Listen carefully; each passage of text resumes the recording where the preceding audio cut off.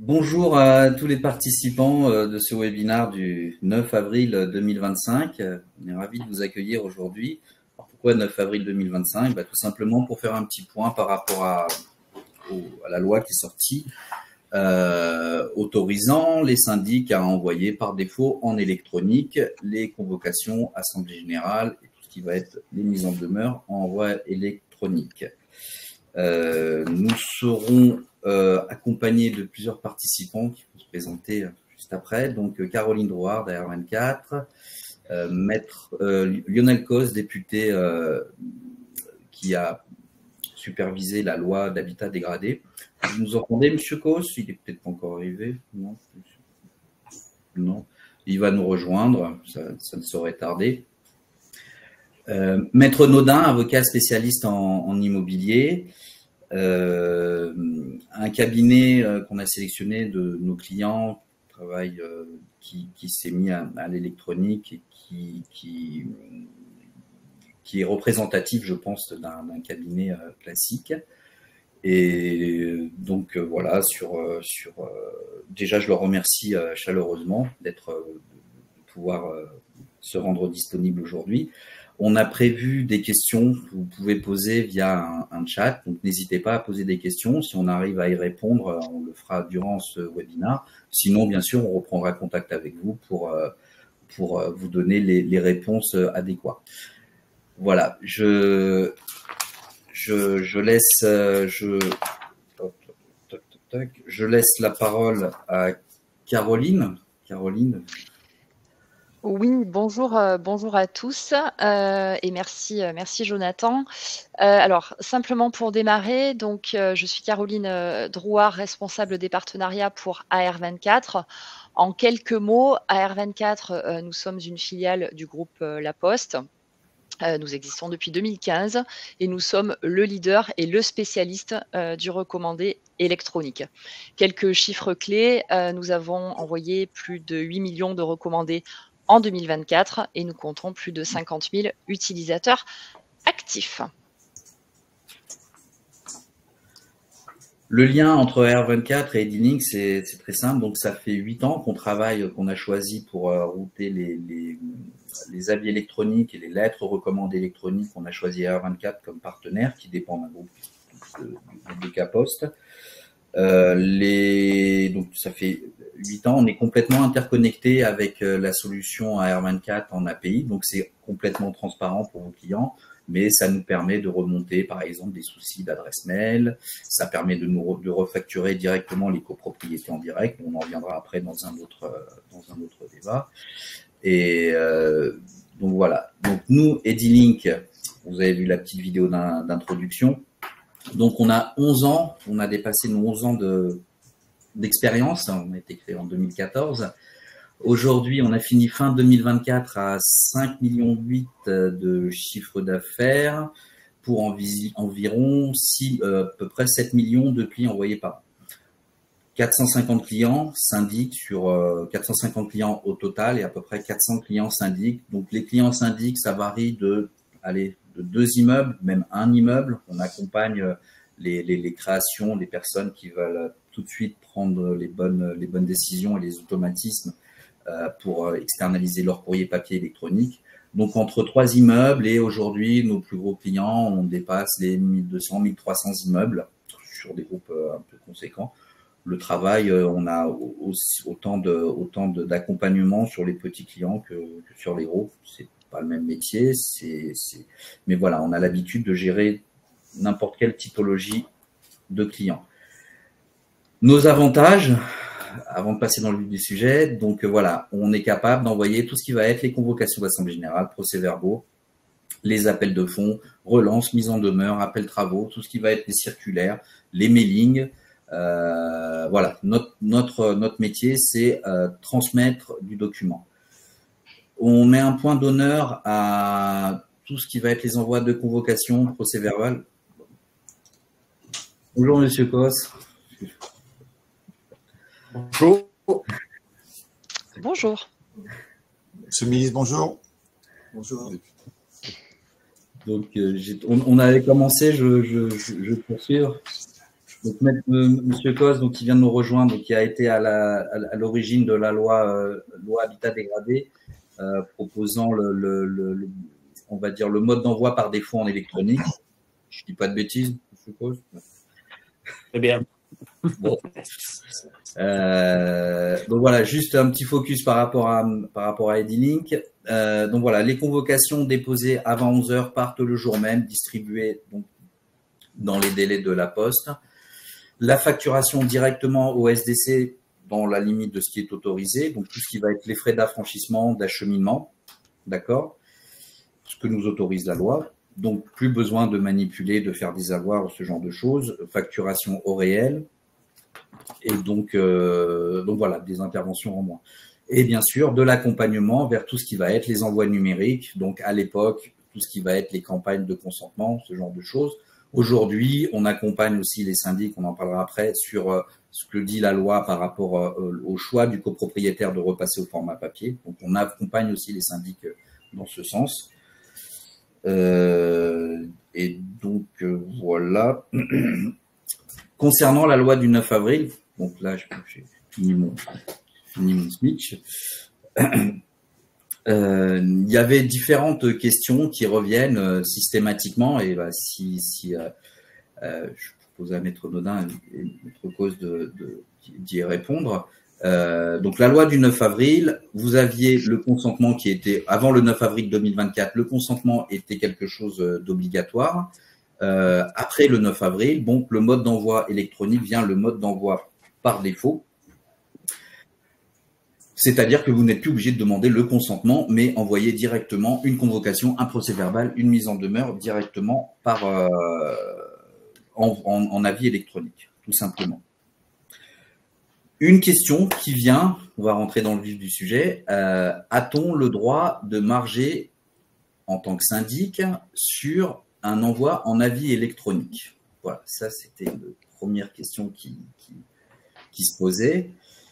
Monsieur le député, je vous laisse question de répondre. Vous voulez que je m'attelle à cette question qui occupe l'esprit de tous nos amis syndics, puisqu'effectivement, le nerf de la guerre étant systématiquement l'argent, je pense qu'il faut éclairer leur lanterne. Donc, je peux, si vous me le permettez, sans vouloir vous griller la vedette. Bon. Là, du coup, qui ne dit mot consent. Donc, on va partir sur le principe. Voilà. Donc, très simplement, avant la réforme de la loi Habitat dégradé, avant le 11 avril, puisque le 11 avril 2024 est la date d'entrée en vigueur de la dite loi Habitat dégradé, effectivement, vous aviez une règle qui était issue de la loi Allure et de votre fameux contrat de syndic, qui faisait le distinguo entre les frais d'affranchissement et les frais de reprographie. Ok, on savait très bien que l'affranchissement, vous pouviez, en tant que syndic, le refacturer, donc vous faire rembourser par la copropriété. Par contre, tout ce qui était reprographie demeurait à la charge du syndic. Aujourd'hui, en fait, l'avantage économique net de cette notification électronique devenue obligatoire, ben, c'est… Ça a coupé. On ne vous entend plus, Maître Nodin. Non, j'ai dit l'avantage, je vais écarter ma souris du micro. Donc, l'avantage net de cette nouvelle disposition qui impose, somme toute, la notification électronique en copropriété, eh bien, c'est une économie tant pour le syndicat des copropriétaires que pour le syndic. Pourquoi? Bien, désormais, finalement, bon, hormis la résistance qui risque de s'appliquer tôt ou tard, enfin, avec certaines personnes qui continueront à avoir l'envoi papier, puisque je vous rappelle que l'exception existe toujours, mais la généralisation de l'envoi électronique aura pour mérite, finalement, de ne plus avoir de frais de reprographie qui resteront à votre charge de syndic. Donc, on le sait, que la taille des convocations, par exemple, ayant doublé, voire triplé, ça commençait à avoir un certain coût qui pesait sur votre économie. Et de l'autre côté, finalement, l'affranchissement vous sera remboursé, mais comme il s'agit, entre guillemets, affranchissement électronique, j'utilise ce terme même s'il est maladroit, alors je parle sous le contrôle d'Edilink et d'AR24, il est quand même moins cher qu'un courrier recommandé classique, me trompe. Ah oui, bien voilà. sûr. Donc, tout le monde est gagnant, c'est du win-win, plus d'argent pour le syndic, plus d'argent pour le syndicat. Donc, tout le monde devrait être content. Okay. Ai-je répondu à votre question? Il semblerait. Il me semble que c'était… Sur la notion même de marger, c'est-à-dire de faire du profit, c'est délicat parce qu'effectivement, Le principe, dit le texte de la loi Allure à l'époque et de votre contrat, c'est un remboursement des frais d'affranchissement. Donc du coup, le fait de vous transmettre à R24 ou à Edilink le soin de transmettre, qu'on pourrait mettre en parallèle avec l'affranchissement lui-même, moi je pense, après ça n'engage que moi, il faudra que la jurisprudence se prononce là-dessus, qu'on ne peut pas vraiment marger dessus. Mais comme je vous le disais tout à l'heure, finalement, c'est une économie passive. C'est-à-dire que si je ne dégage pas d'argent immédiatement, je fais une économie qui est incontestable en évitant d'avoir à supporter le coût de tout ce qui est reprographie et qui, à mon sens, en fonction de la taille de la copro et du nombre de choses à mettre dans vos convocations, commence à être un petit peu coûteux. Tout à fait. C'est de l'économie, comme ils disent. Win-win. Tout le monde fait des économies, sauf la Poste, du coup, qui. Mais c'était le but de la loi Habitat dégradé. Si on a mis cette notion notification électronique de principe au sein de ce texte de loi qui avait pour cœur normalement de redresser les copropriétés fragiles, c'était effectivement pour, dans un sens, garantir et sécuriser les envois, mais aussi de l'autre côté, eh bien couper les dépenses qu'on pouvait couper pour permettre aux copropriétaires d'avoir des ressources et finalement de faire les rénovations physiques et énergétiques qu'ils vont être amenés à faire dans les prochaines années. Alors, effectivement, c'est pas l'économie sur un affranchissement de recommandé qui va permettre de faire un ravalement, on va pas se mentir. Mais oui, toutes ces petites sommes mises bout à bout vont finir par apporter quelque chose, il n'y a pas de débat. Ok, bon, c'est très clair. Une autre petite question aussi par rapport à cette loi. Alors, M. Cos pourrait nous répondre, mais il a des petits problèmes peut-être de bande passante, mais Baudin peut répondre également. Donc la loi est sortie, qu'en est-il du décret? Est-ce que le décret est applicable? Est-ce que c'est quelque chose qui peut être contesté, vu que la loi est sortie, mais pas le décret d'application? Pareil, c'est quelque chose qui revient systématiquement. Je ne veux pas passer en électronique, j'ai peur, la loi est passée, mais pas le décret. Je me mets à l'abri, je ne veux pas imposer l'électronique. Qu'est-ce que dit la loi? Alors, je vais me permettre de commencer à répondre, voyant que M. Cos, Monsieur le député, a quelques difficultés de connexion, qu'il n'hésite pas à me couper lorsque sa connexion sera meilleure. Respectons la hiérarchie. Oui. Vous avez raison de dire que c'est une difficulté parce que j'ai la chance et l'avantage de faire des formations France entière sur la loi Habitat dégradé et d'avoir écrit quelques ouvrages ou articles sur ce sujet. Et c'est une question qui découle ou qui coule sur toutes les bouches de tous les syndics parce qu'effectivement, on est dans une situation où vous avez l'article 42.1 de la loi du 10 juillet 65 qui est celui qui précise quels sont les modes de notification en copropriété, qui a été modifié par la loi Habitat dégradé et qui a rendu donc le principe de la notification électronique en copropriété. L'article de la loi Habitat dégradé qui modifiait cet article 42.1 n'appelait pas de décret d'application. Donc, c'est que l'on doit considérer finalement que ce texte est d'application immédiate et donc à compter depuis plutôt le 11 avril dernier. Sauf qu'effectivement, vous l'avez souligné, on a deux petites difficultés à mon sens et M. Cos vous le confirmera, je suppose. On a d'un côté le décret de 67 qui est donc le décret d'application de la loi qui comporte des articles 64.2 et suivants. Comme ça, j'aurais fait mon avocat, j'ai donné tous les articles. Mais quoi qu'il en soit, qui organisait le mode de communication électronique en copropriété et qui n'a pas été modifié et qui reste toujours en fait inféodé à l'ancienne méthode où le copropriétaire devait manifester son accord à la notification électronique. Alors, il n'y a pas de doute.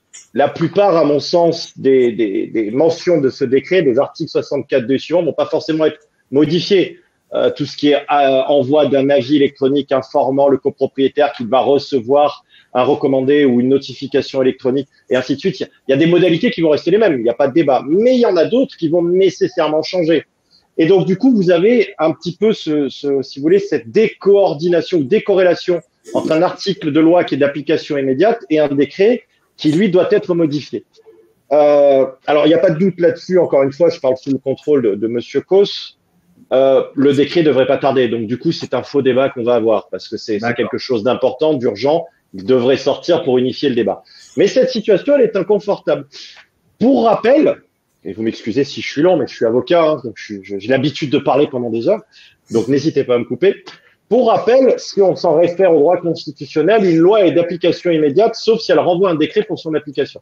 Là, c'était pas le cas. Mais pour pouvoir être capable d'application immédiate, encore faut-il qu'elle soit suffisamment claire. Lorsque vous prenez l'article 42.1 issu de la loi Habitat dégradé, la première partie qui vous dit que le principe de la notification électronique, enfin la notification électronique est le principe en copropriété, il est clair. Il n'y a pas de débat. C'est pas la peine d'interpréter pendant des heures. C'est la suite qui pourrait nécessiter des décrets d'application. Ces fameux 2 lignes qui vous permettent à tout copropriétaire par tout moyen et à tout moment de vous dire qu'ils veulent le papier. Et ensuite, qui vous permettent à vous, syndic, d'informer les copropriétaires sur les moyens qui s'offrent à eux pour vous informer justement de leur volonté de garder le papier. Là, ces phrases sont trop génériques et à mon sens s'appellent un décret d'application parce que par tout moyen et à tout moment, ça peut conduire à une source de contentieux épouvantable. Je vous envoie un pigeon voyageur, enfin j'exagère à peine, mais alors bien évidemment, le droit se nourrissant de preuves, il faudra rapporter la preuve qu'on vous a informé, mais il y a un delta d'interprétation qui est tellement grand de ces 2 modalités qu'il faut un décret d'application. Donc aujourd'hui, vous êtes effectivement, je vais utiliser une formule très triviale, vous m'excuserez, le cul entre 2 chaises, comme on aime à dire. Vous avez l'ordre public et vous devez passer à l'électronique, et c'est pour ça que ce séminaire est essentiel, parce qu'il faut prendre à bras le corps ces notions, mais de l'autre, une certaine prudence, où je vous invite quand même, et là, AR24 et Edilink le font parfaitement bien, à prendre attache avec vos copropriétaires, à vous assurer qu'on vous a bien notifié l'adresse électronique et qu'on va dans le sens, c'est-à-dire tout en continuant quelque part à s'assurer que même si le consentement n'est pas nécessaire, vous l'avez quand même plus ou moins, et ce jusqu'à l'obtention du décret tant attendu qui uniformisera tout le système. Mais je le répète, ne soyez pas en panique, ce décret, il est logique qu'il sorte dans un avenir. Voilà, j'ai fini mon petit speech. Alors, juste pour finir par rapport à ça, est-ce qu'il y a eu des contestations plus que l'année dernière? Maintenant, il y a 1 an qui est passé. Est-ce que vous, dans Pour le moment, moi, dans mon cabinet, très honnêtement, on est une vingtaine. C'est une arme pour les copropriétaires, on dit souvent ça. Les copropriétaires, c'est une possibilité de contester une AG. Est-ce que vous avez constaté des gens qui se sont engouffrés dans cette, entre guillemets, cette faille? Pour le moment, non. Ça tient à plusieurs éléments. Alors, on est un assez bon filtre parce que, je vous l'ai dit, on est une vingtaine de personnes au sein de mon cabinet et on travaille à 90% sur la copropriété. Donc, le contentieux de la copropriété, l'annulation d'AG et ainsi de suite, on en a beaucoup. Je pense que vous avez beaucoup de copropriétaires qui ont plus ou moins loupé cette information et qui subissent, entre guillemets, cette nouvelle notification électronique de façon passive et qui donc ne sont pas à l'origine d'un contentieux. Moi, personnellement, je suis celui qui traite le contentieux de la nullité d'AG, par exemple, et je n'ai eu pour le moment aucun argument dans aucune des contestations que j'ai entre les mains qui mettrait en doute cette notification électronique. Mais ça tient aussi au fait que les syndics en ce moment, et je pense que notre auditoire vous le confirmera, sont assez prudents. Vous avez certains syndics qui se sont engouffrés dans cette nouvelle législation et qui ont passé en tout électronique, et puis d'autres qui continuent à rester dans l'ancien système tout en expliquant que ça va changer.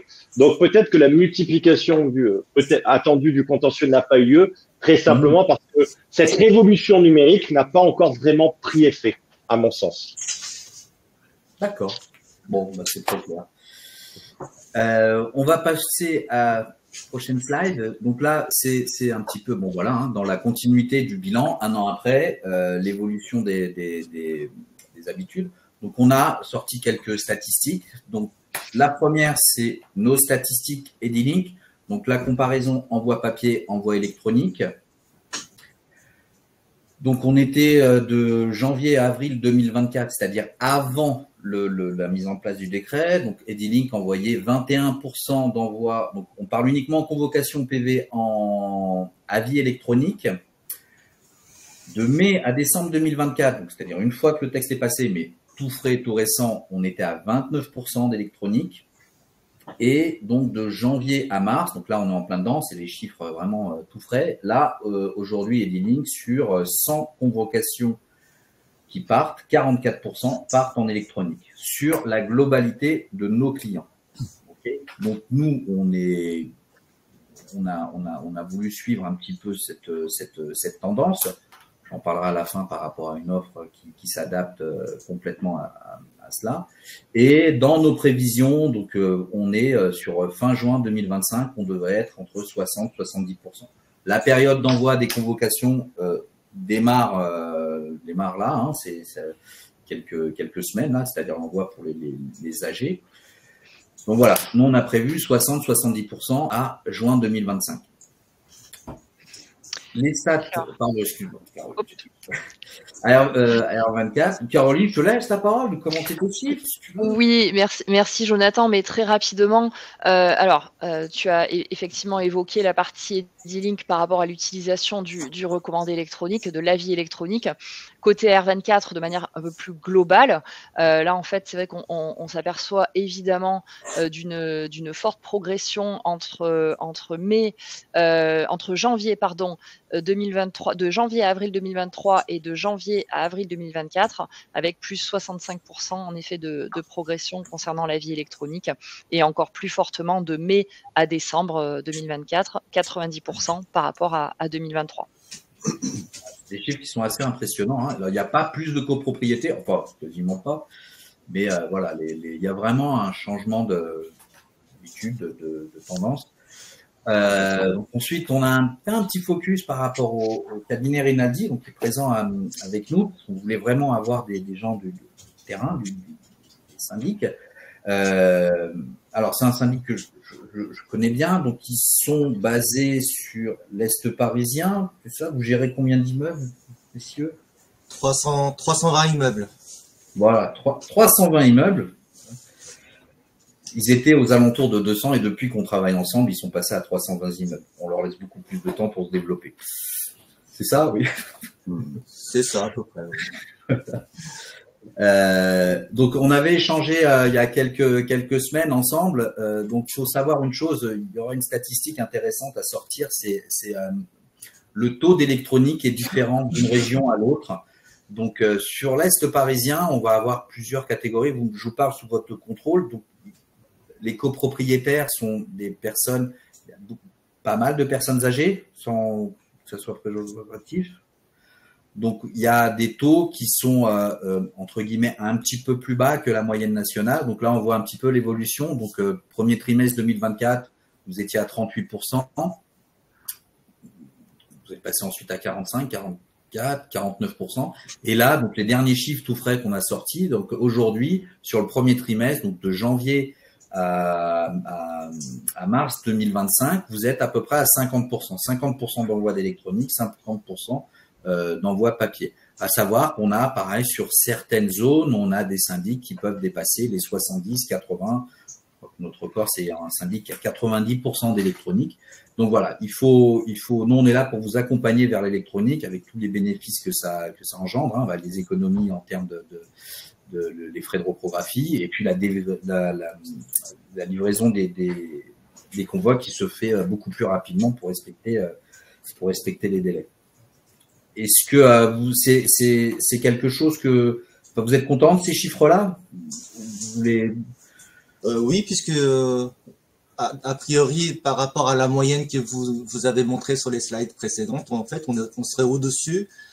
Et malgré le fait que nous, on n'a pas mis en application la loi, puisque nous demandons toujours le consentement avant de mettre en pratique le LRE.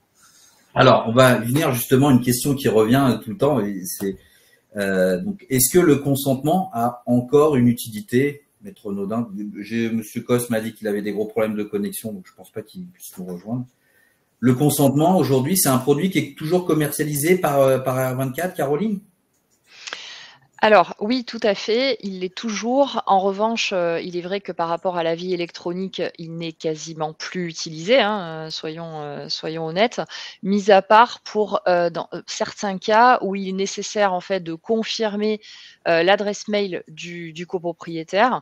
Il peut être en fait utilisé dans ce sens-là, mais vraiment de manière générale sur la vie électronique, aujourd'hui, ce n'est quasiment plus le cas. Oui, c'est que, comme vous le disiez fort justement, le détail qui a toute son importance, c'est effectivement que le texte de loi reste que le syndic envoie ses notifications électroniques ou fait envoyer ses notifications électroniques à l'adresse mail, courriel, qui lui a elle-même été notifiée par le copropriétaire. Donc, c'est une forme et une prudence de s'assurer en fait que ce copropriétaire nous a donné la bonne adresse. Et cette notification, ce qui est assez amusant dans le texte, on vous parle pas de sa forme. Donc, on peut imaginer le copropriétaire qui vous envoie un recommandé pour vous alerter de l'adresse mail à laquelle il faut lui envoyer le mail. Quoi qu'il en soit, la prudence est de mise parce qu'effectivement, si vous aviez eu par le passé l'habitude de dresser une fiche de vos copropriétaires avec leur nom, adresse et d'avoir ajouté l'adresse mail qu'on avait bien voulu vous donner via un WhatsApp ou quoi que ce soit, attention, pour éviter tout recours, tout problème, assurez-vous bien d'avoir la bonne adresse électronique qui vous est notifiée officiellement. Le droit de la copropriété est une matière où la forme l'emporte sur le fond. En latin, on dit l'impérium l'emporte sur le négocium. Et vous le savez mieux que moi, puisque vous viviez de plein fouet tous les contentieux, la plupart des contentieux des nullités d'AG jusqu'au recouvrement de charges tient à des irrégularités de forme. Donc, le simple fait de ne pas avoir bien notifié cette adresse et quelque part de ne pas avoir eu un consentement indirect, finalement, puisque c'est ça, appelons ça comme ça peut être à l'origine d'un contentieux dangereux. D'accord. Alors, le seul point, c'est que nous, on s'appuie sur la loi et aussi sur le retard de poste, ce qui nous permet d'influencer nos clients, nos copropriétaires et leur faire valoir donc de passer en distribution électronique pour éviter effectivement tout délai d'attente ou de non-réception, non-perception, puisque comme on soulevait le point tout à l'heure là entre nous, entre associés, les notifications de lettres recommandées se font de moins en moins, voire elles sont laissées sur le tapis. Le facteur ne peut pas porter plus de X kilos en distribution, donc pour les grosses copropriétés, ça crée des problèmes. Donc tous ces faits-là, appuyés de la loi qui est sortie, évidemment, je pense que la progression de 50% sur le prochain trimestre, puisqu'on rentre en pleine période d'Assemblée générale, risque de porter un taux beaucoup plus important qu'il ne l'est actuellement de 50%. Pour aller dans votre sens, monsieur, de toute façon, la question n'a plus lieu d'être. Basiquement, la loi, elle est d'ordre public, c'est-à-dire qu'elle s'impose et elle dit clairement que les notifications sont valablement faites par voie électronique et le papier demeure l'exception. On pourra, d'ici peu sous peu, plus vraiment se retrancher derrière cette absence de décret parce qu'encore une fois, ça va sortir. Donc, du coup, le grand principe en France, les chiffres vont exploser, c'est une certitude. La seule chose que je vois encore, et vous me le confirmerez peut-être, c'est qu'il ne faut jamais oublier que la copropriété est quand même toujours une histoire de personnes âgées. Celles qui ont le temps de s'occuper de leur immeuble et que celles-ci sont encore un peu retorses à juste titre parce qu'elles ont du mal avec le mail, du mal avec l'emploi des moyens techniques et modernes comme l'extranet et ainsi de suite. Hein, je le vois dans mon cabinet. Et c'est peut-être là où il restera une frange de gens qui resteront attachés au papier et qui du coup nécessiteront encore d'un vote recommandé dont vous venez d'expliquer les affres. Hein. On en parlait il y a quelques secondes. Le sac du postier trop lourd ou perdu, les délais qui ne commencent pas à courir et ainsi de suite. Donc c'est peut-être la même chose, c'est peut-être cette chose-là qui va, en tout cas cette dichotomie qu'on peut rencontrer en copropriété entre la jeune génération qui évidemment au fait du numérique souhaite, moi le premier puisque je suis copropriétaire, recevoir les cours recommandés par voie électronique parce qu'on l'a sur le téléphone et c'est réglé, on n'a pas besoin de se rendre en poste avec ses erreurs d'ouverture. Et de l'autre côté, cette génération plus ancienne qui va passer le relais à un moment, mais qui restera attachée au papier. Mais je suis d'accord avec vous, les chiffres vont nécessairement exploser et par simple application de la loi. On est d'accord, tout à fait. Tout à fait, tout à fait. Alors après, effectivement, l'ancienne génération, j'ai les cheveux gris, je peux le dire, a peut-être plus. Vous avez vu ma barbe. Voilà, lettre recommandée, mais outre cela, et c'est tout à fait exact, on a aussi la jeune génération qui le reçoit par le courrier électronique et puis il nous appelle derrière en nous disant, j'aimerais bien l'exemplaire papier pour pouvoir suivre parce que les tableaux. On en vient après. C'est quelque chose. C'est pas l'exception. C'est un peu comme à l'école. J'ai plus d'encre, j'ai pas le temps de tirer enfin, il y a toutes les excuses qui vont et j'en termine là. Non, c'est quelque chose qui revient souvent. Mais justement, on va en parler juste après. Une question qui revient aussi de façon très régulière.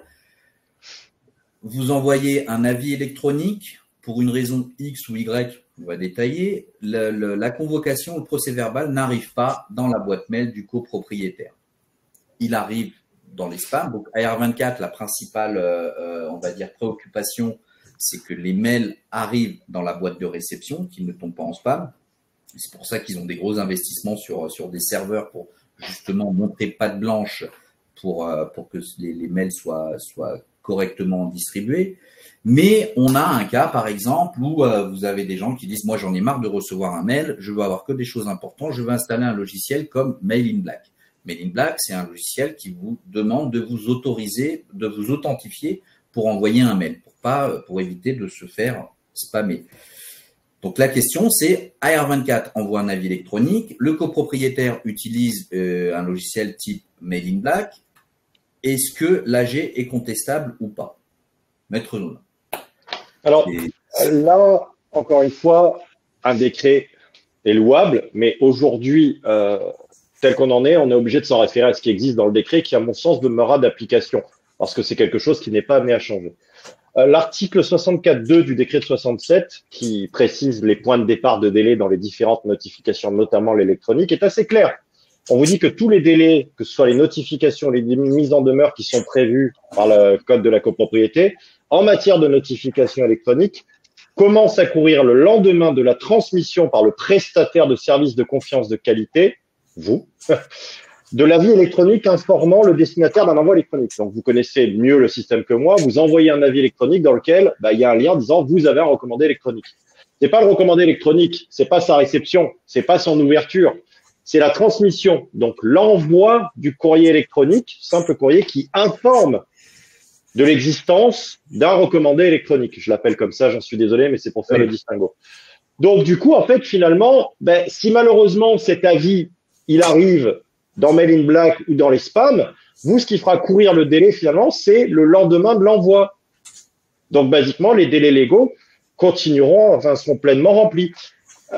Si le copropriétaire ne traite pas bien sa boîte, c'est de sa faute. Ça évite justement les difficultés qu'on pouvait rencontrer on en reparle avec le cabinet Rinaldi, avec la Poste. Moi, je répète, à Marseille, le sac postal perdu dans la poubelle, finalement, c'était nullité de l'Assemblée générale parce que on n'avait touché personne et il n'y avait aucune première présentation. Dans ce cas-là, on vous dit clairement, c'est la transmission de l'avis. Il n'y a pas de contentieux encore dessus, mais la transmission de l'avis, c'est bien l'envoi de l'avis, puisque ça peut être fait par courrier simple. Courriel simple, j'entends. Donc, à partir de là, très simplement, vous êtes, en tant que professionnel de cette transmission, vous établissez votre bordereau sur lequel vous mettez le jour où ça a été transmis l'avis. Et le texte, je vous parle de mémoire, prévoit d'ailleurs, s'il n'y a pas eu d'ouverture du courrier recommandé électronique, une relance obligatoire à 3 jours, je crois, si ma mémoire est bonne. Là, c'est pareil, elle se fait sans forme. Elle se fait sans forme. Donc, elle est sans effet sur le délai. Mais on voit que vous allez envoyer 2 finalement courriels simples qui avertissent d'un courrier recommandé. C'est bien l'envoi de ce courriel qui fait courir le délai. Donc, c'est intéressant cette question parce que finalement, ça permet de souligner que l'utilisation de la notification électronique et sa généralisation voulue notamment par M. Coe, et c'est finalement par le législateur, c'est une volonté de sécurisation des rapports en copropriété. Parce que tous les aléas qu'on pouvait avoir par rapport aux notifications papier, et comme je vous l'ai dit, le contentieux de la nullité de l'AG, on va dire que c'est 20-30% du contentieux en copropriété. Et sur ces 20-30%, on a une grosse frange qui est due à une mauvaise convocation, pas bien remise, pas dans les délais, pas ceci, pas cela. Et bien finalement, l'emploi du recommandé électronique, du courrier, de la notification électronique, vont sécuriser les délais, vont garantir le bon envoi et en fait, finalement, diminuer une part du contentieux. Donc, ça a été également voulu par la loi Habitat dégradé à dessein pour justement réduire le contentieux en copropriété. D'accord. Donc, ce qui compte, c'est que le syndic puisse prouver la transmission et la réception, c'est-à-dire donc Mail in Black, mais il y a aussi des cas de figure aussi où, par exemple, la boîte mail est pleine. Quand la boîte mail est pleine, il ne peut plus recevoir de mail. Donc, ça rentre dans ce même cas de figure. Vous avez transmis, vous pouvez prouver que vous avez transmis. AR24 a un outil qui permet de prouver la bonne transmission du recommandé électronique. Donc là, il n'y a plus de débat. Vous êtes enlevé toute responsabilité. C'est la preuve de dépôt d'envoi. Pardon. C'est important. Et non, mais je vous en prie. Qui fera foi et c'est celle qui sera transmise à l'expéditeur. Pour éclaircir, il est toujours utile de se rapporter aux anciens textes. Et à l'époque, avant la réforme qui était issue de la loi SRU, on considérait que les délais commençaient à courir dans les notifications papier le jour de la bonne réception du recommandé par le copropriétaire. Et là, du coup, c'était extrêmement facile. Le copropriétaire ne se rendait pas en poste et aucun délai n'avait commencé à courir ou la notification n'était pas régulière. Donc, c'était source d'un contentieux important.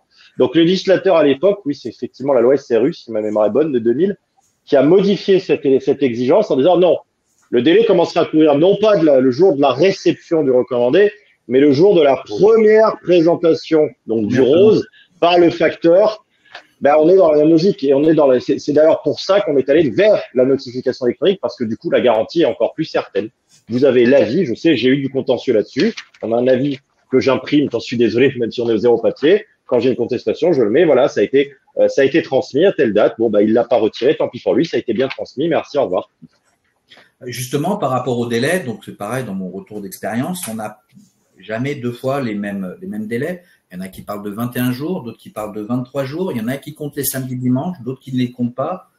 Est-ce qu'il y a quelque chose de clair là-dessus pour... Ah oui, c'est même d'une clarté limpide. C'est un délai c'est l'article 42 de la loi du 10 juillet 65 qui fixe, et vous avez le décret d'application de 67 derrière, c'est un délai de 21 jours préfixe. C'est un délai de date à date, point, 21 jours plein, et qui commence à courir le lendemain quand c'est un recommandé, du coup classique, de la première présentation.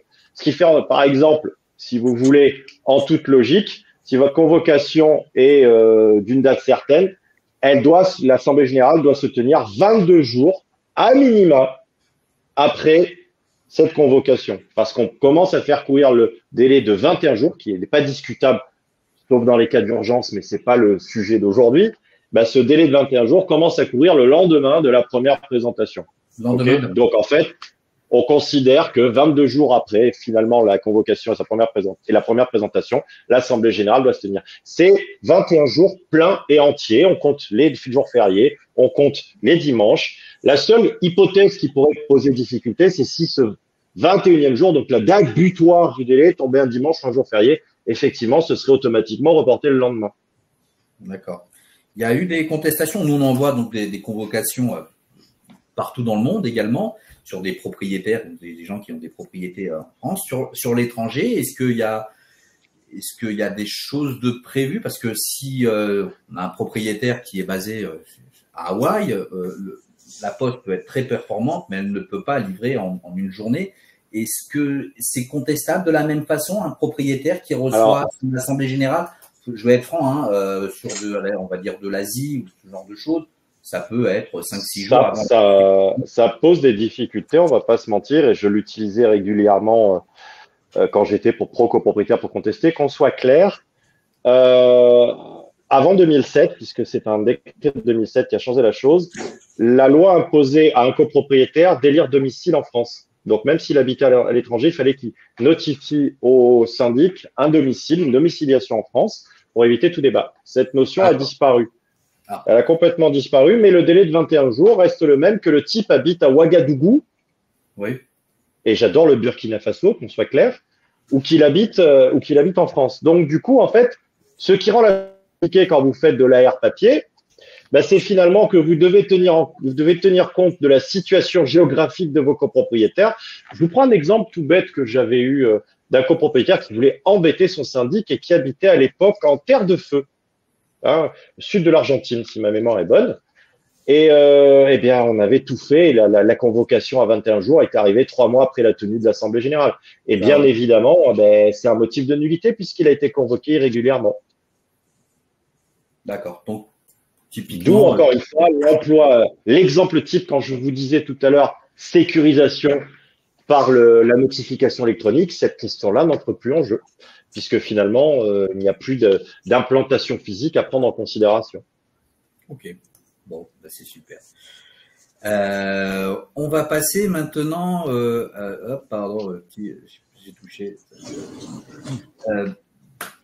Vous êtes beaucoup à vous êtes connectés.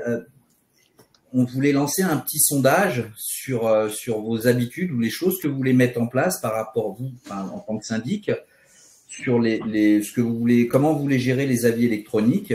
Donc, on va vous poser une question, 3 options. Est-ce que vous voulez envoyer vos convocations, vos PV dès que vous avez une adresse mail, d'accord, sans, on va dire, demande de consentement entre guillemets, c'est-à-dire forcer, utiliser la loi, on va dire, à votre avantage, pousser vers l'électronique. Deuxième choix, vous souhaitez quand même avoir une autorisation de la part du copropriétaire à envoyer en électronique. Pour nous, on est à peu près, sur nos clients, on est à peu près à 50-50. Enfin, à peu près, c'est-à-dire il y en a qui vont forcer l'électronique et d'autres qui vont laisser le choix. Ça serait intéressant. Bah, si vous pouvez répondre au petit sondage, et puis on en discutera juste avant, à la fin de ce webinaire. Donc voilà, c'est comment vous voyez les choses. Et enfin, 3e choix, c'est vous savez pas comment faire. Vous voulez être accompagné pour votre démarche. Donc nous, Edilink, on a mis des choses en place pour accompagner vers l'électronique. Le fameux petit courrier qui vous permet on va dire, d'informer, parce que la loi est très claire, le mode d'envoi par défaut devient l'électronique, mais vous devez informer le copropriétaire comment repasser au format papier. C'est cela, M. Lodin, Maître Lodin. Oui, tout à fait. Et c'est là où le décret manque. Parce que, encore une fois, le texte de loi, par son imprécision, laisse trop de portes ouvertes qui seraient susceptibles d'engendrer du contentieux. Est-ce que, typiquement, quelqu'un qui veut vraiment forcer à l'électronique peut imposer au copropriétaire vous souhaitez repasser en papier, merci de nous envoyer votre réponse par recommandé. Là, aujourd'hui, rien ne l'empêche. Et j'ai même envie de vous dire, ce serait souhaitable dans la mesure où, vous le savez, le droit se nourrit de preuves et en cas de contentieux, il faudrait rapporter la preuve que la preuve indiscutable et indubitable, que la personne vous a informé de sa volonté. Et le simple courriel n'est pas ce genre de preuve. Donc, du coup, le plus classique, je dirais, puisque encore une fois, on est encore sur ce principe de notification électronique de plein droit, donc obligatoire, et absence de consentement. Donc, en gros, ce serait de dire, bon, ben, on est tout à l'électronique, je vous envoie une information. Là, il n'y a pas de forme pour l'information. Mais encore une fois, le droit se nourrissant de preuves, j'invite les syndics à envoyer cette information par courrier AR ou par courrier notifié électroniquement si les personnes l'ont bien voulu, parce qu'il faut rapporter la preuve en cas de litige qu'on a bien informé le copropriétaire. Et derrière, eh bien, l'inviter en imposant des formes qui soient à minimal recommandées papier, en lui disant non, je ne veux pas. Parce que le simple cas de merci de m'informer par courriel, je peux avoir, vous retombez sur les problèmes que vous avez soulevés tout à l'heure. Le syndic qui reçoit un courriel à un moment indu, on sait tous qu'on a des boîtes mail noyées. Je n'aurai pas judiciairement la preuve nécessaire pour rapporter au juge de manière indiscutable l'évidence que cette personne a voulu ou pas recevoir un recommandé papier. Donc, moi, personnellement, je recommande ça. Allez-y, je vous en prie. Vous pensez que dans le décret, il pourrait être indiqué, si vous souhaitez repasser au papier, merci d'être notifié papier ou électronique. Oui, honnêtement, je pense que ça va être comme ça. Après, je ne suis pas à l'Assemblée nationale, mais basiquement, ça devrait être comme ça, parce qu'aujourd'hui, c'est comme ça. Okay. Si par exemple, vous prenez l'ancien texte qui, depuis l'ordonnance du 30 octobre 2019, permettait aux copropriétaires de choisir la notification électronique, soit pour la totalité des envois, soit pour simplement les notifications ou les mises en demeure, s'ils changeaient en cours de route et qu'ils voulaient juste, par exemple, garder les notifications et pas les mises en demeure ou l'inverse, ils devaient notifier, et le texte dit bien notifier. Notifier, ça veut dire recommander ou notification électronique certifiée au syndic sa volonté qui prenait effet dans les 8 jours de la présentation, première présentation de ce courrier. Ok. Caroline, tu as pu démarrer le… Oui, alors on a déjà des retours. Est-ce que tu veux que je donne les tendances ou on en parle après? On en parle après, c'est la surprise, il faut rester jusqu'à la fin. Très bien, très bien. Bon, il y a d'autres questions qu'on souhaitait vous poser. Donc malheureusement, M. Cos, il est dans les Landes, il a peut-être des problèmes d'internet. Il m'a envoyé un message, il ne nous entendait pas. Bon, c'est pas bien grave. On a déjà répondu à quelques questions. Donc la première chose, mais Maître Dodin a un talent incroyable, il va pouvoir nous Vous me surestimez très cher. Donc, une question qui vient, c'est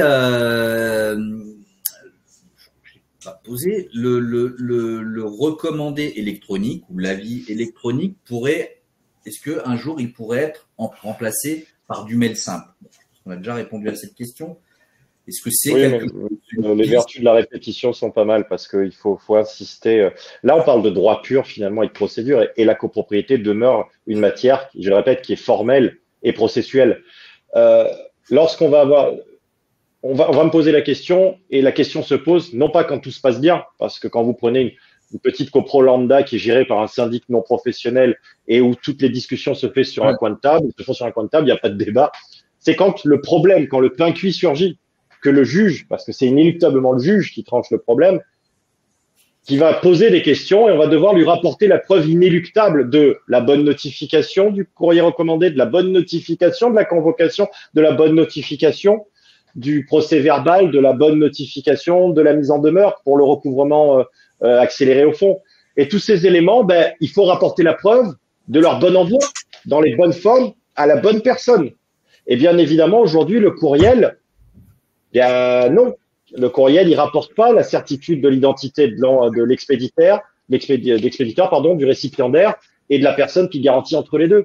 Quand vous prenez la loi de 65, le statut de la copropriété dans sa globalité, qui est très bien fait, même s'il est ancien, la plupart des articles ne parlent que de notification dès l'instant qu'il y a des échanges entre le copropriétaire et son syndic. Je le répète, le mot notification, ça renvoie inexorablement au recommandé. Et derrière, ben, depuis 2014 et 2015, on sait que ce recommandé peut être et désormais doit être remplacé par la notification électronique. Tout n'est qu'une question de preuve. Et donc, du coup, aujourd'hui, le courriel, non. Le courriel, en droit de la copropriété, il n'est admis que dans deux circonstances. Un, l'envoi de l'appel de fonds, parce que l'appel de fonds ne prouve rien en lui-même. C'est l'approbation des comptes, vous le savez, qui rend exigible les charges. Et deux, lorsque le copropriétaire souhaite vous renvoyer son bulletin de vote par correspondance, vous pouvez créer une adresse mail spécialement dédiée, vous, syndic. Et dans tous les autres cas, on parle de notification, ça veut dire papier ou électronique. Très bien. Une petite question, donc on a vu le tour d'expérience, par rapport à, c'est des questions qui viennent dans le chat, le fait de ne pas utiliser l'avis électronique, est-ce que l'argument, oui, mais je voudrais avoir le support papier lors de l'Assemblée générale, est-ce que c'est quelque chose, je m'adresse au cabinet Rinaldi, est-ce que c'est quelque chose qui revient assez souvent, de dire je suis pas contre l'électronique, par contre, je ne veux pas avoir à imprimer moi-même ma convocation. Est-ce que c'est un argument pour le fait que les gens ne souhaitent pas passer à l'électronique, de ne pas avoir le support papier de leur convocation ou de leur procès verbal? Est-ce que c'est quelque chose, est-ce que c'est quelque chose qui revient assez souvent? Je vous en prie, monsieur le cabinet Rinaldi, vous avez peut-être plus de retour d'expérience là-dessus. Je pensais que c'était à nous que, excusez-moi. Je pense pas que ça soit un argument pur et dur. Par contre, ça fait partie de la prestation de service qu'on assure pour nos clients et effectivement, il est très compliqué de leur refuser. Donc, en fait, il y a la double chose, c'est la praticité, comme l'a dit Maître Naudin tout à l'heure, de le recevoir via extranet et en même temps de pas tirer les 50 pages à la maison parce qu'on va bouffer sa cartouche d'encre. Quand je dis bouffer, c'est entre guillemets, vous l'avez bien compris, je m'en excuse. Donc, la simplicité, c'est de dire, vous me le préparez, puis le jour de l'Assemblée, vous m'en faites 2-3 exemplaires pour qu'on puisse les distribuer, suivre à deux. Voilà, ça se fait, je pense, pour nous en bonne intelligence. Ça reste un coût quand même, hein, parce que multiplié par le nombre de l'Assemblée générale, évidemment. Et ça veut dire aussi derrière que tout le monde n'a pas pris l'habitude de travailler sur son petit portable ou de regarder, de suivre l'Assemblée générale comme certains peuvent le faire sur leur petit PC ou leur petit portable et que on a encore besoin de tactile et d'avoir du papier en main pour pouvoir regarder les chiffres, les relevés généraux de dépenses qui sont déjà un petit peu pas très lisibles le soir d'une assemblée sur un tout petit écran de téléphone. Voilà, donc c'est plus dans le service, on va dire, qu'un moyen de pression de dire envoyez-le-moi par courrier parce que je préfère du papier. Alors ça reste quand même, hein, évidemment, mais ça reste quand même anecdotique. Je suis plus dans le service. Vous prenez l'habitude en assemblée générale, on va dire un immeuble où il y a, je sais pas, 50, 60 copropriétaires, vous partez en AG avec des convoques déjà imprimés que vous distribuez aux copropriétaires? C'est quelque chose que vous faites régulièrement, ça? Ce soir, par exemple, oui, j'ai un immeuble de 120 lots et je vais en prendre quelques-unes parce que inévitablement, je sais que 2 ou 3 vont me dire en signant « Ah, excusez-moi, je suis pas allé rechercher ma convocation » ou « Ah, j'ai pas pu le tirer, etc. » Donc, écoutez, hier soir, on a fait une assemblée générale avec une collaboratrice. Il y avait 5 copropriétaires présents. Sur 5 copropriétaires, 3 m'ont demandé un exemplaire papier sur une procédure qui était en cours. Et donc, en fait, on a tiré 2. Ils ont suivi, alors qu'ils étaient que 5, hein, je précise bien. Et ils ont suivi à 2 sur un exemplaire papier. Voilà, donc si vous voulez, je pense que le jour de l'Assemblée, on a encore besoin d'avoir un document écrit pour suivre. Alors, pas pour tout le monde, hein, c'est très clair, mais pour un grand nombre quand même, le papier reste un moyen de lisibilité assez pratique. Je l'analyse comme ça, après, je sais pas. Une autre petite question, est-ce que, est là pour un petit peu mettre les pieds dans le plat. Est-ce que le fait d'imprimer une convocation, de fournir un support papier, est-ce que c'est, on va dire, une façon de, entre guillemets, j'aime pas le terme, justifier une forme d'honoraire?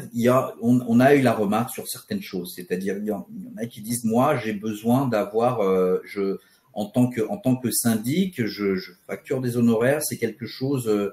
Est-ce que vous avez un petit peu ce sentiment de pas du tout? Non, pas du tout. Très sincèrement, on rentre, je le précisais tout à l'heure justement en le soulignant, on est plus dans la prestation de service, nous, là, et on fait pas de remarques désobligeantes ou de dire ça nous coûte cher ou autre. On le pense. S'il y a un auditoire qui demande à un grand nombre, puisque quand il y en a un qui commence à le demander devant tout le monde, évidemment, c'est le phénomène de circulation. Ah bah tiens, moi aussi. Ah bah tiens, moi aussi. Et on va pas amener. Donc non, on parle même pas de coût on n'a même pas dans l'esprit de facturation de quoi que ce soit. On est vraiment, je souligne bien, dans la prestation de service parce que c'est une habitude à prendre. Nous-mêmes d'ailleurs, en tout cas pour beaucoup de collaboratrices et collaborateurs au cabinet, on est sur notre site et en même temps, on a quand même l'exemplaire papier devant les yeux. Voilà. Ouais. Et donc, je pense qu'on est peut-être dans une phase de transition. Enfin, moi, je me l'explique comme ça. Et si je peux parler à titre personnel, j'ai besoin du papier. Donc, alors après, je minimise en tirage, évidemment. Mais quand je lis un budget prévisionnel à l'Assemblée générale, je peux pas le lire sur écran. Je suis obligé de l'avoir sur papier avec les annotations que j'ai pu faire, etc., etc. Okay. De toute façon, si vous me le permettez, je pense pas que l'édition d'une convocation ou un de ses annexes à l'occasion de l'AG soit réellement facturable, puisque dans l'ancien texte, c'était dans votre forfait. On est bien d'accord. On est tout à fait d'accord, mais c'était dans l'esprit de la question. Non, mais je comprends, bien sûr. Voilà. Mais on est bien d'accord que rien n'est facturé à nos clients dans le cadre des tirages, quels qu'ils soient. Une question aussi qui est revenue, et Maître Donat, vous allez pouvoir nous éclairer, par rapport à la transmission d'adresses mail à des prestataires, aux syndics. Qu'en est-il sur le positionnement par rapport au RGPD? Un nouveau texte qui est venu il y a quelques années. Est-ce que quelles sont les obligations de chacun par rapport aux adresses mail transmises directement au syndic? Est-ce que le syndic doit dire je ne vais pas utiliser cette adresse mail pour divulguer de la publicité? Je n'ai pas.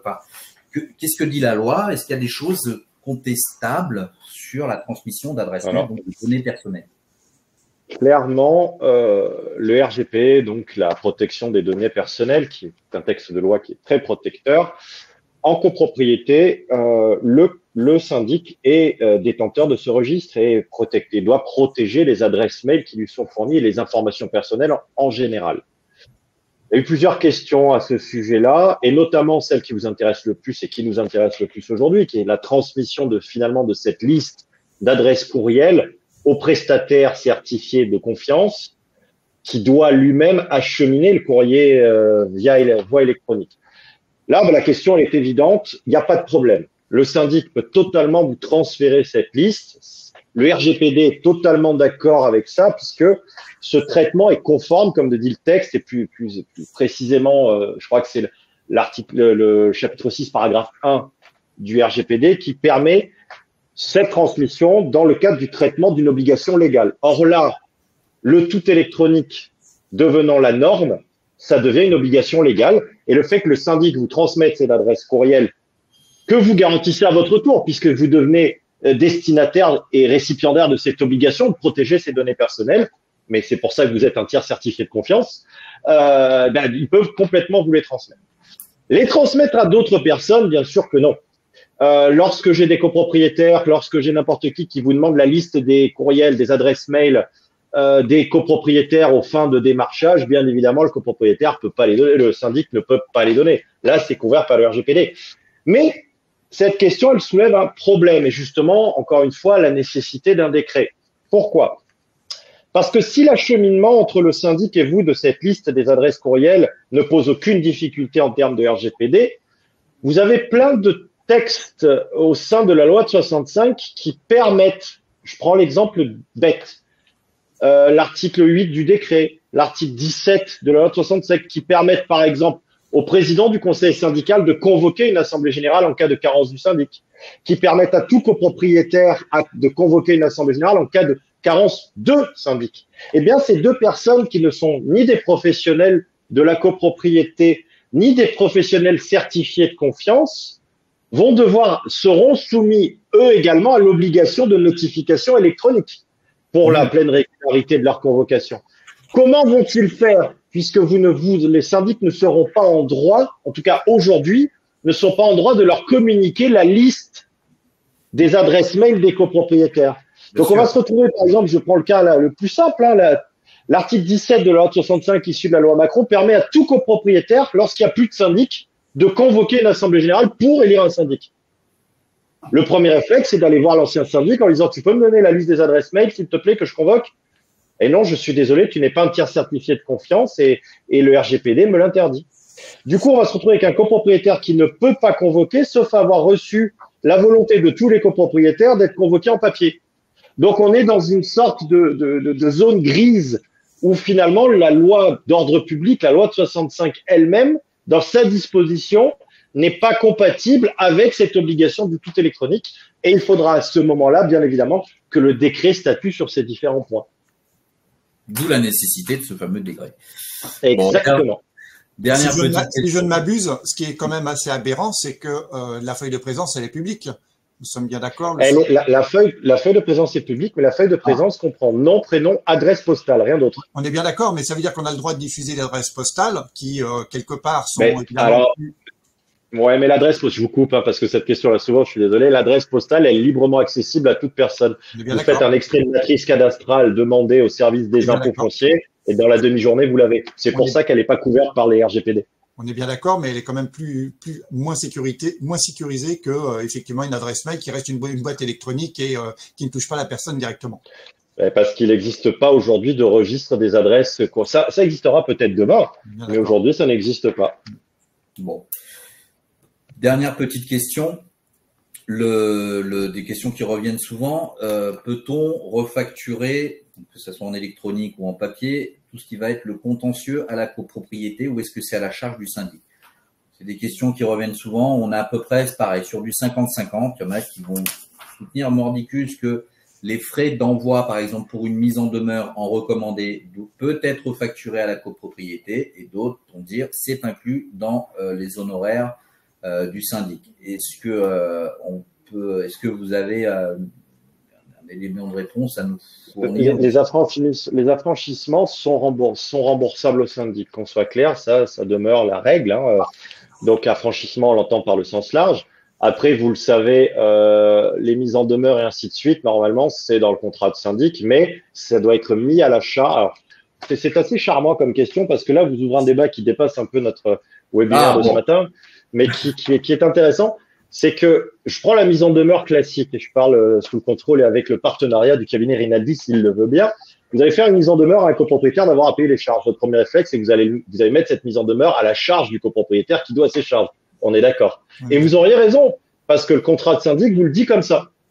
Sauf que lorsque vous prenez la jurisprudence qui est attachée à ça, on vous dit que c'est le syndicat des copropriétaires qui doit supporter ce coût-là. Donc, il y a tout un débat là-dessus. Donc, la prise en charge, l'affranchissement, enfin, tout ce qui a un rapport avec ça, normalement, c'est remboursable. Les frais qui sont inhérents, facturés par le syndic à ces différentes démarches, normalement, ils doivent être supportés par le syndicat des copropriétaires qui, en cas de contentieux, les répercutera et les soumettra au juge qui sera amené à trancher la question de leur prise en charge. Si j'ai répondu à votre question. Merci beaucoup, maître. Je vous en prie. Écoutez, on a vraiment balayé toute la problématique. Donc, nous, par rapport à la loi du 9 avril, on a créé une offre qui s'appelle l'offre Syndic Zen, donc propre à Edilink. En gros, on va accompagner les copropriétaires, les syndics, pour augmenter leur taux d'envoi électronique. On est interfacé avec différents logiciels, donc via un système de connecteurs. Donc on a Edilink, on est très abouti, on va dire, dans les connecteurs qui gèrent l'implémentation directement avec les logiciels métiers. On a des partenariats assez forts. La plupart de nos clients, voilà, on a du Neoteam, Bilogi, Crypto, Egide, Donc, c'est-à-dire que les documents sont directement générés depuis l'application et ensuite envoyés directement via Edilink. Ok. L'offre SyndicZen, je vous la débriefe en 2 minutes. On gère tout ce qui va être l'envoi des recommandés électroniques. On refacture les envois électroniques directement à la copropriété.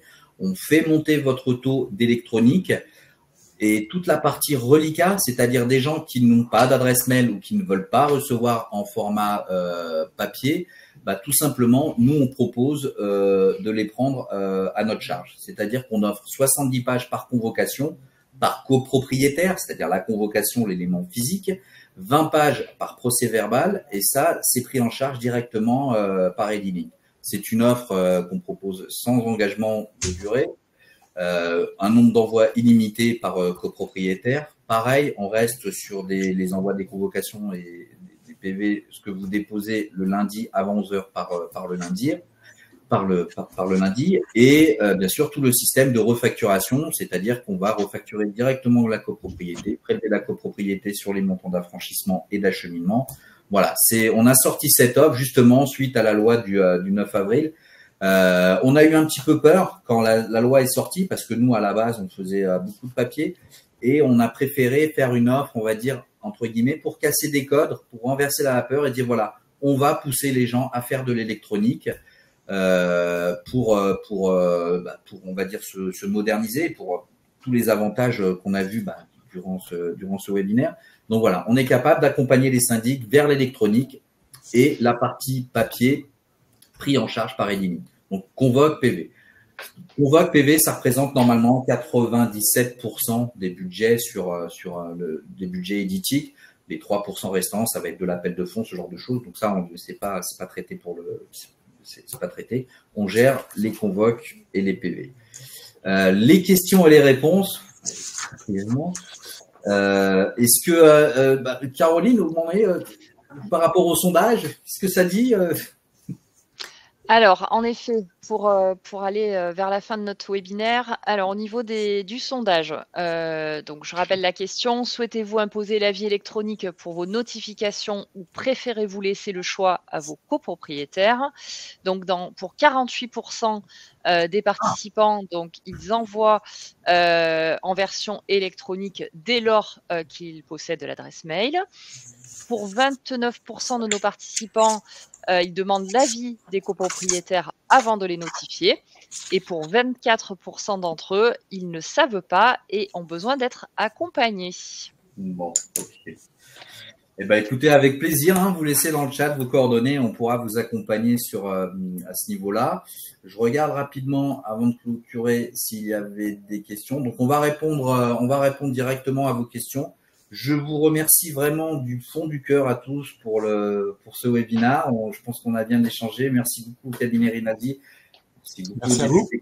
Malheureusement, il y a eu des petits problèmes des connexions, c'est les aléas du direct.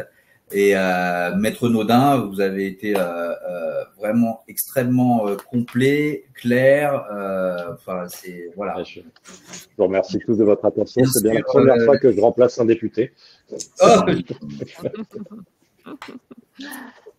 Merci à tous. Merci à tous. Vous allez pouvoir retrouver le replay. On va vous renvoyer le replay si vous voulez le revisualiser. Et puis, je pense que d'ici la fin de l'année 2025, on essaiera de renouveler l'expérience. Voilà. Merci beaucoup pour votre participation, d'être venus aussi nombreux. Je vous souhaite vraiment une excellente journée et encore une fois, merci. De même, merci. À bientôt. Merci à vous. À bientôt. Bonne journée. À bientôt. Au revoir. Au revoir.